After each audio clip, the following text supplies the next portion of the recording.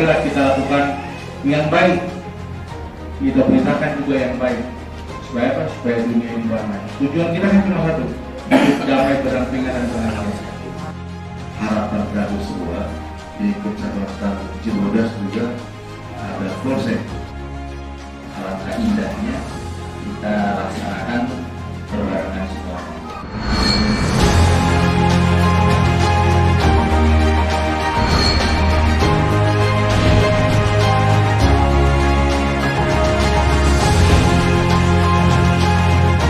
Ajun Komisaris Polisi Stanley Soselisa Kapolsek Jatiung, bersama 3 pilar dan media, menggelar sholat maghrib berjamaah di Masjid At-Taubah.